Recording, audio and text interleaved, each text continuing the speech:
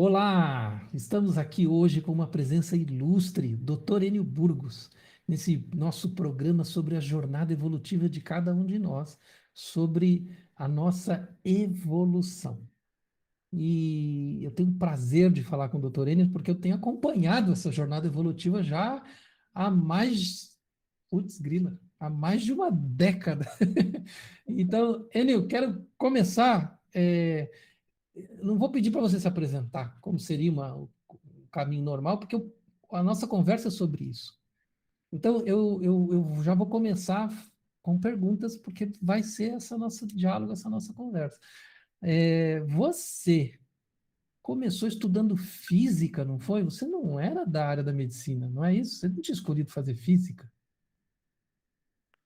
Pois é, Vitor, realmente o meu caminho foi através da ciência, paradoxalmente, né?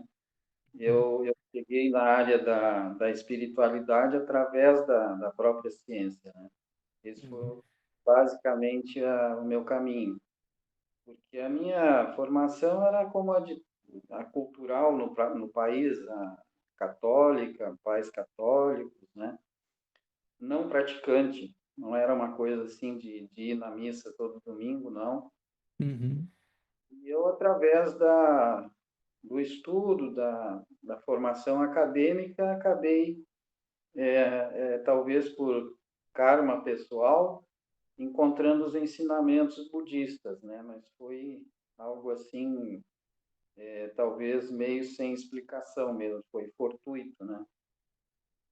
Agora, eu acho que essa escolha pela física chega num momento que encontra com o budismo, né? Por que que você escolheu a física no início? Você tinha vocação para isso? Você gostava disso? Era uma predisposição, eu acho que a curiosidade, eu sempre fui muito curioso e sempre tentando compreender as coisas, né? Como é que funcionavam, como é que é a eletricidade, como é que os motores. Eu tive uma infância muito assim ativa em termos de. Eu era muito industrioso. Eu gostava Do- muito, Meio Doutor Pardal, assim? eu gostava muito de construir barcos, aviões, aqueles modelos, aquelas coisas. E como eu não tinha muito recurso, eu fazia meio que na mão, assim, as coisas eu estava era muito industrioso e, Uhum. e os meus aviõezinhos acabaram voando, então eu gostava muito daquilo. E eu acho que isso foi me levando para esse lado da física, da compreensão dos fenômenos da natureza. Eu acho que foi por curiosidade mesmo, né? Tá. E quando que entrou a medicina na tua história? Quando que você falou, putz, eu vou. Porque para alguns seria assustador, né? Fala, tem gente que, medicina é muito difícil, porque não. E você já estava envolvido com a física? Como é que foi a medicina entrou nisso? Bom, eu achei que eu estava ficando um pouco isolado, assim, pessoalmente, né? A Uhum. física, ela é uma atividade muito abstrata, muito cerebral, muita matemática, principalmente, né? Uhum. E eu fui me dando conta que isso me afastava das pessoas, apesar de ser um universo maravilhoso, que eu gostava de estudar, gostava de refletir a respeito da mecânica quântica, aquelas coisas todas, muito fervilhante. Eu senti a falta do contato mais humano e de talvez eu era professor, eu gostava muito desse contato com as pessoas, mas eu pensei assim que faltava eu conhecer esse outro mundo das humanas, né? Da medicina. Eu tinha muita curiosidade e eu tinha um problema pessoal que era não poder ver sangue, né? Tá. Então, uma vez o meu filho se cortou e aquela correria para pronto-socorro, e quem entrou com ele lá na sala de suturas e tal foi a minha esposa na época, porque eu não tive coragem, eu desmaiava. Então eu tinha um desafio pessoal também que eu queria vencer isso Uhum. e ajudar meu filho, no caso, ou alguém que tivesse necessidade de um auxílio vamos dizer, desse tipo de habilidade que eu não tinha. Tá. Então, eu também tinha esse desafio interior, assim, de me transformar para poder atuar nessa área médica. Então, isso me atraiu. E eu, quando cheguei no limite da física, que eu não pude mais estudar o que eu gostaria, eu Uhum. vim tarde para. Eu terminei a física na Universidade de Cuiabá, na Uhum. Universidade Federal de Cuiabá. E ganhei uma bolsa para voltar ao Rio Grande do Sul, a URGS, para fazer mestrado em física. Uhum. Quando eu vim aqui no departamento de física, eu cheguei a um limite. Uhum. E eles me ofereceram que eu faria o mestrado, mas estudando muita coisa que eu não tinha interesse. Então eu disse, bom, eu aqui eu vou desistir de fazer o mestrado e vou entrar para outra área. Eu vou sair da área da física e vou para a área da medicina. Eu tomei a decisão ali na hora em que houve aquele obstáculo, assim. Uhum. E aí, então, eu até, por surpresa, o diretor do departamento de física disse, mas aí tu tem que passar no vestibular da medicina, que é muito difícil. Bom, mas esse é um problema meu. Eu vou Tu não tentar, me conhece. E aí eu fiz o vestibular para medicina na URGS e acabei, porque eu não tinha como pagar uma universidade, teria que ser pública, Uhum. então eu consegui a vaga e passei, e então mudei. Mas antes disso eu já vinha fazendo um trabalho pessoal de superar aquela reação que eu tinha com sangue, né? Com sangue, né?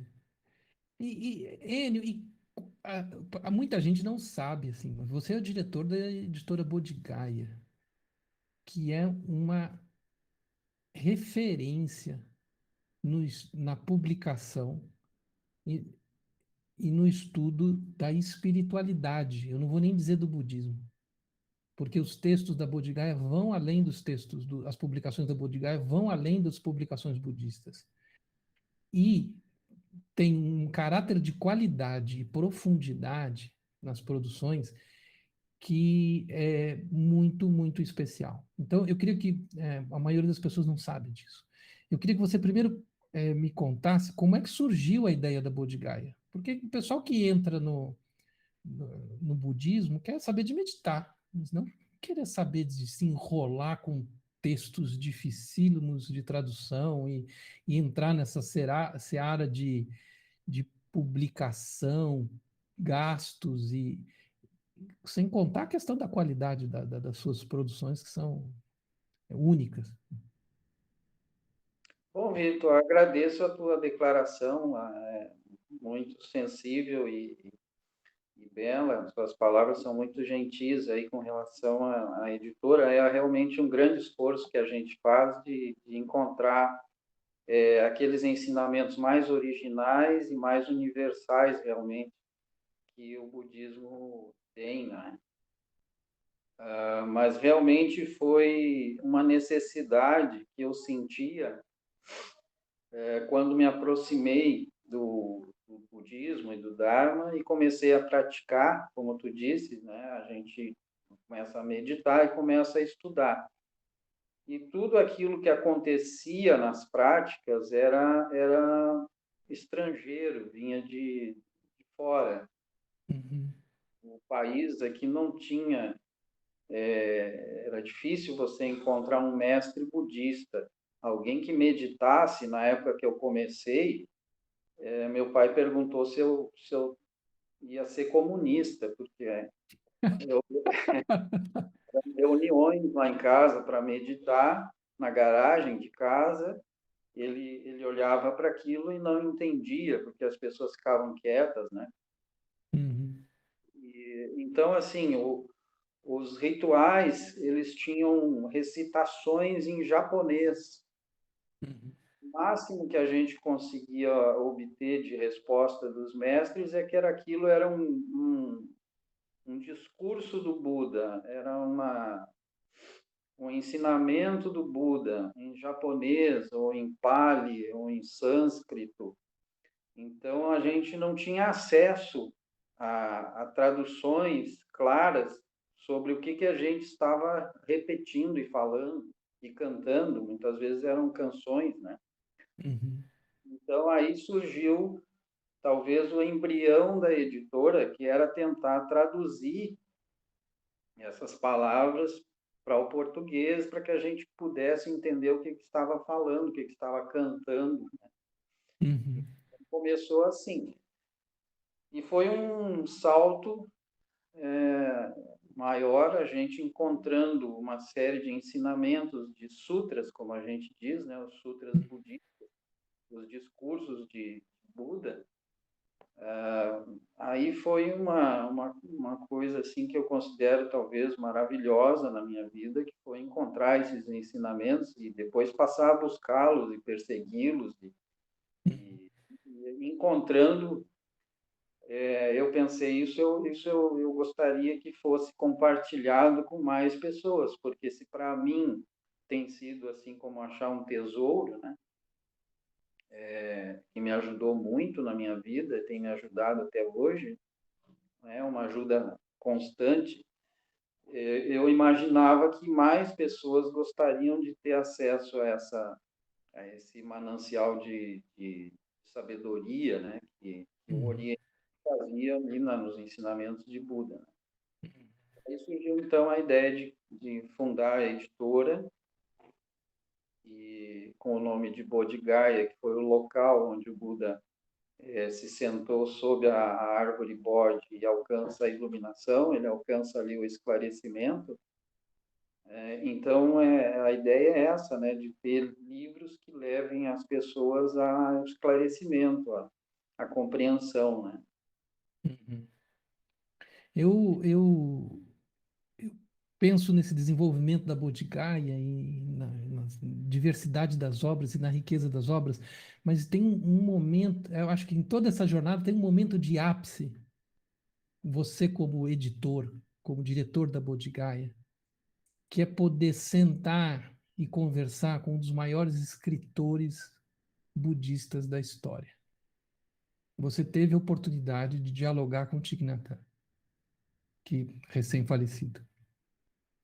Conta pra gente como é isso, assim, porque eu diria assim como para um editor de romance, seria a oportunidade de conversar com o Ernest Hemingway, com o Tolstói, né? Sim, E é verdade. você teve a oportunidade de conversar com o Thich Nhat Hanh. Conta pra gente isso. Pois então, Vitor, é isso que eu agradeço a vida e sei lá, todos os guias e mestres, porque comigo aconteceu algo que eu considero extraordinário, porque eu não vejo isso acontecer na vida de todo mundo, né? Se alguém me dissesse assim, olha, ele, tu vai sentar numa almofada,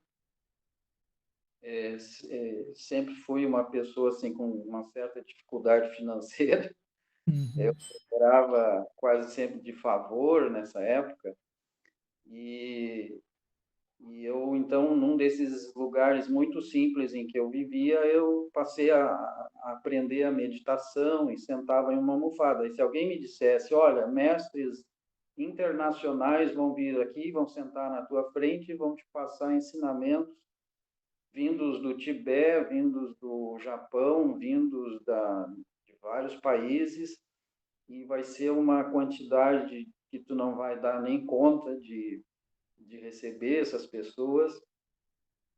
Eu diria que essa pessoa tinha enlouquecido, porque eu jamais ia imaginar que isso poderia acontecer comigo. uhum, Mas foi exatamente assim, eu comecei a praticar meditação e os mestres começaram a vir até onde eu morava na época.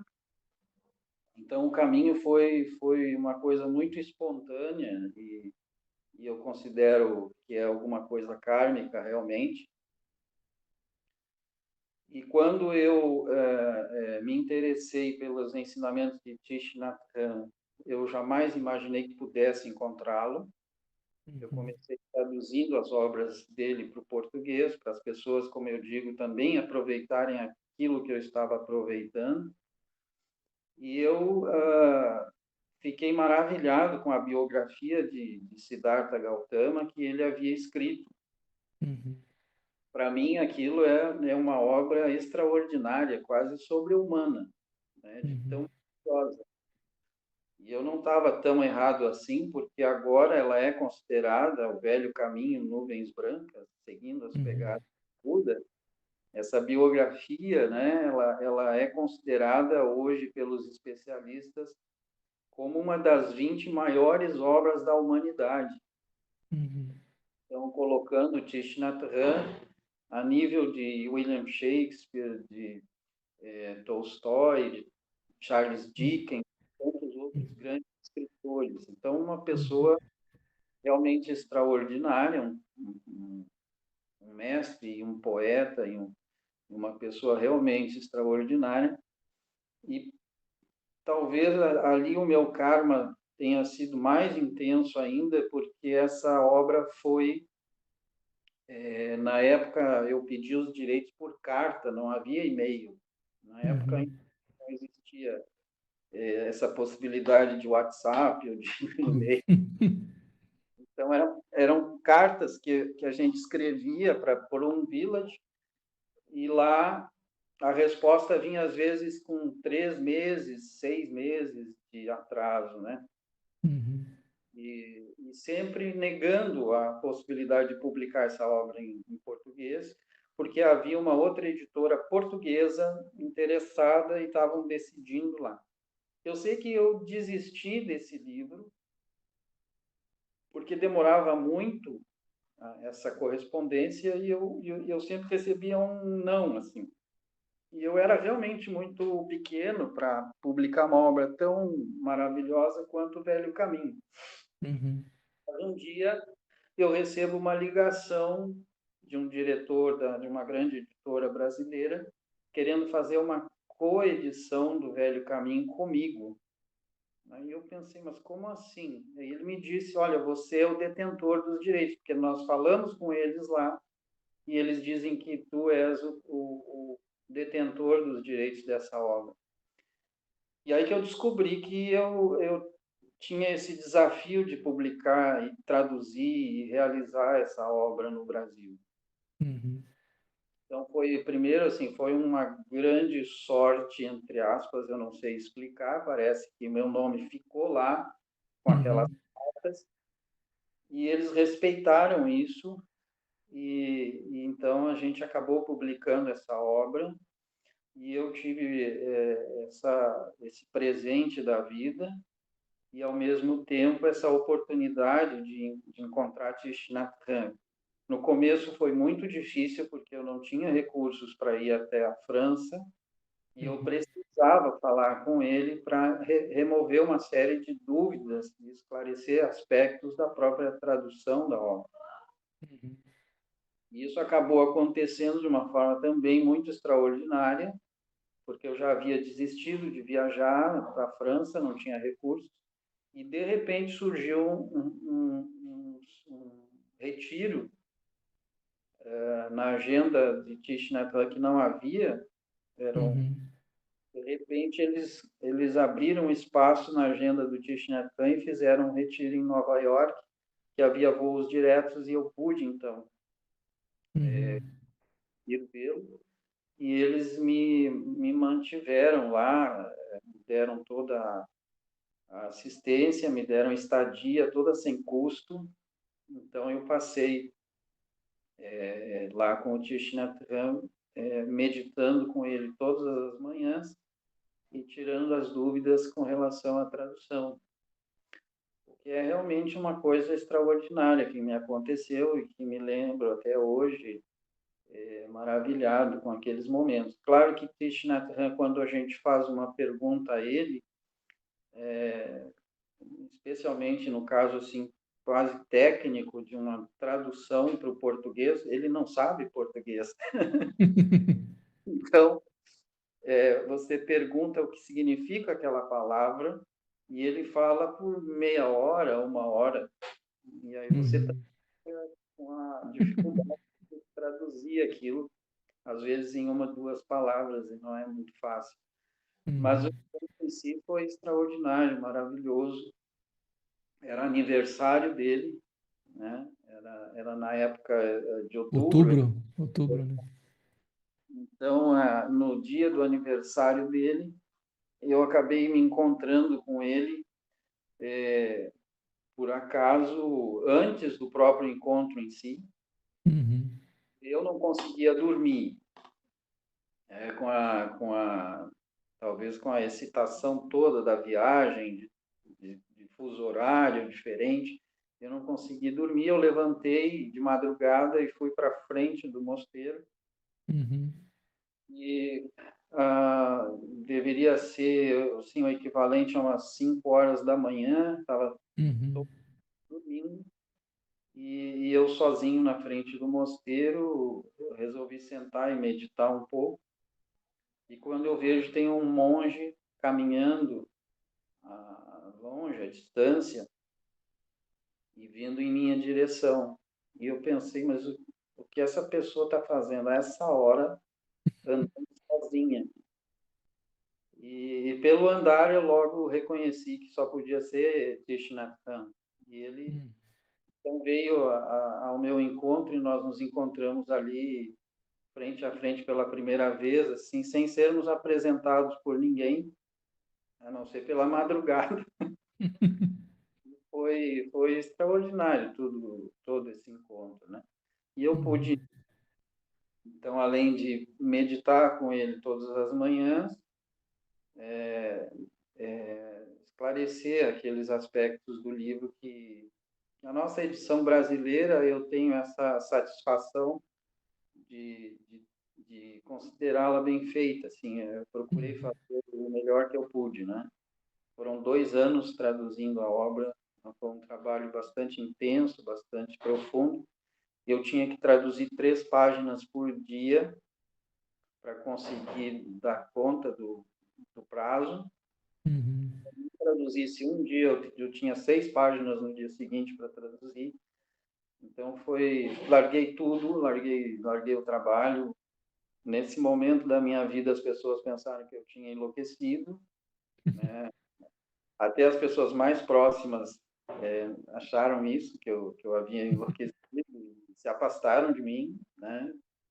Então, tudo isso eu compreendi muito bem, porque parecia realmente que largar o trabalho, largar tudo e se dedicar a um esforço em algo que não se sabia se ia ter algum retorno ou não.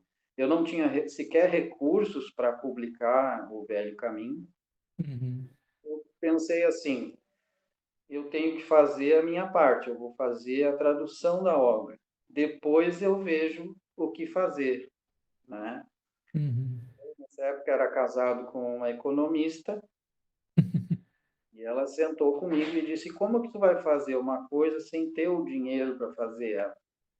A gente primeiro tem que ter o recurso para depois ter condições de fazer aquilo. Uhum.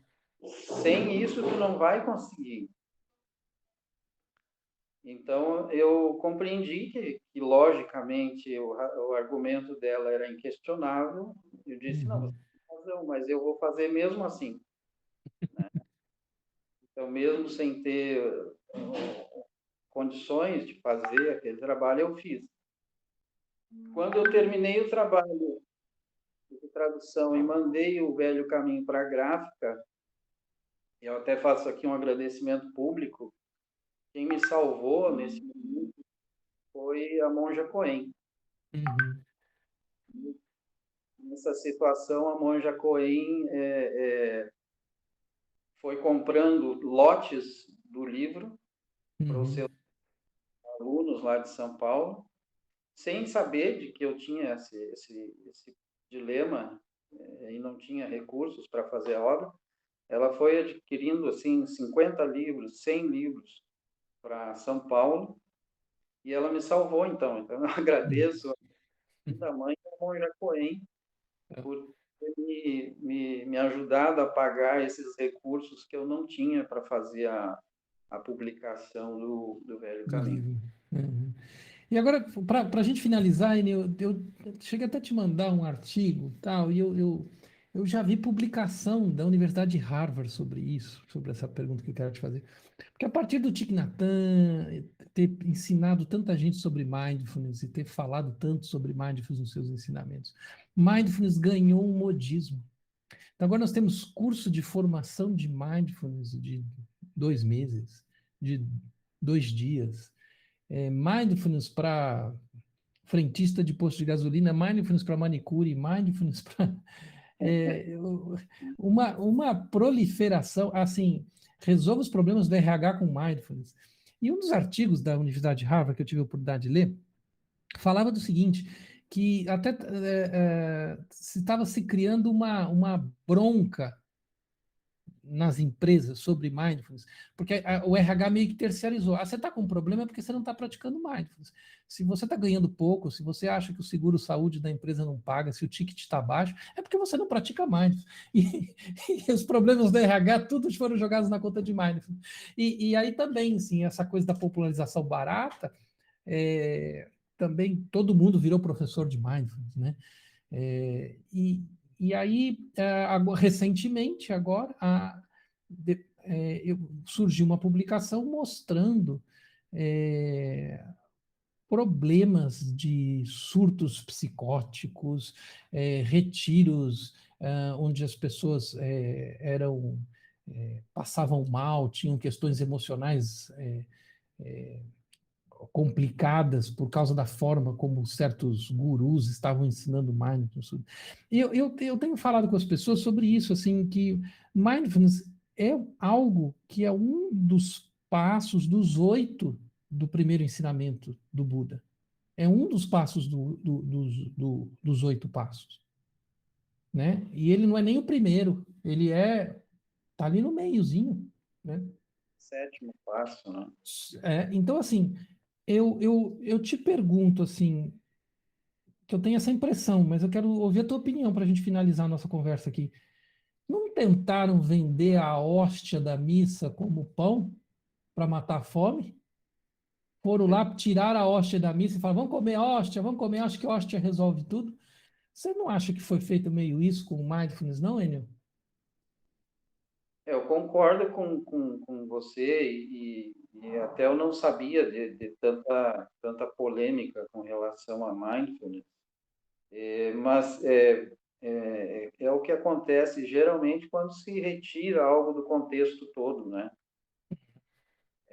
Aquilo pode ser totalmente deturpado, né?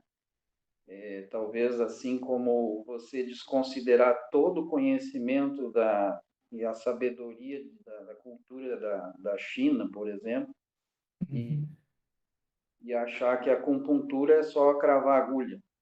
uhum, Não, tem todo um conhecimento, um manancial por trás de tudo aquilo, né? E aquele elemento tirado do contexto, tirado de todo esse manancial de conhecimentos e esclarecimentos, ele pode ser muito mal empregado, muito mal utilizado. Eu imagino que tenha sido exatamente isso que tem acontecido, ou muito próximo disso. Porque eu vejo acontecer com a própria prática de meditação, a não observação dos passos necessários para que a pessoa efetivamente, quando faz a prática de meditação, que a meditação aconteça. uhum, Muita gente acha que está meditando, mas está só divagando em cima de uma almofada. uhum, Então, a divagação continua, permanece e poucos benefícios a pessoa vai obter assim, ou até pode amplificar estados alterados, né? uhum, E amplificar seus problemas, o seu transtorno, se ela praticar de maneira incorreta. Então, eu imagino que possa estar acontecendo o emprego inadequado, incorreto da própria prática desse sétimo passo do caminho óctuplo, né? Uhum. Então, aliás, a mente atenta, a mindfulness, ela não acontece se a pessoa não antes praticar Anapanasati. Uhum. Eu estou hoje em dia eu estou trabalhando na tentativa de mostrar o panorama, um mapa um pouco mais detalhado sobre a prática. Então, a prática ela precisaria, antes de focar em mente atenta, ela precisa de Anapanasati, que é a respiração consciente, né? Uhum. Então, você não tem como praticar mindfulness sem ter antes praticado Anapanasati. E isso é já um ponto que foi deixado de lado, que não é considerado. Exatamente. Então, as coisas, quando elas são feitas assim, tirando uma peça e olhando para ela, como tu falou, da hóstia, né? É exatamente esse. Uhum. Não pode realmente funcionar adequadamente e pode causar transtornos psíquicos, com certeza. Então, é necessário que a prática seja melhor explicada, melhor detalhada, para que as pessoas possam orientar melhor também e não ficarem sob o risco de um surto psicótico aí com a prática que deveria ser o inverso, de causar pacificação, equilíbrio, relaxamento, não uma doença ser agravada, né, pela prática. Enio, queria te agradecer pela sua generosidade, pela sua disponibilidade de ter nos dado tanto do seu tempo aí para esse registro, para esse momento importante das pessoas conhecerem teu trabalho, conhecerem a tua jornada, tá? Você quer se despedir? Dá um. Então, Vitor, agradeço a você por essa oportunidade, né? E espero ter ajudado de alguma forma, mas realmente os ensinamentos eles são um valor em si mesmo, né? A gente cada vez que tenta aprofundar isso é maravilhoso, né? Mas eu me sinto como dizia Isaac Newton, né? Eu me sinto como alguém que está diante de um oceano imenso e só conseguiu olhar algumas conchinhas mais bonitas ali, e Uhum. esse oceano ainda por mergulhar e compreender, né? Então, Uhum. eu mal molhei os meus pés aí no Dharma e espero passar o resto da minha vida, se eu puder, continuar na tentativa de aprender mais, né? Tá ótimo. Obrigado, Enio. Até a próxima. E você que acompanhou aqui até o final, por favor, compartilha essa entrevista, repasse para outras pessoas. É tanta coisa importante, boa para a gente transmitir, repassar. Então eu peço a você isso, né? Vamos passar notícia boa, vamos passar conteúdo, vamos passar informação para as pessoas, né? Isso vai fazer diferença na vida das pessoas e menos outras coisas, tá bom? Um abraço, até mais, gente.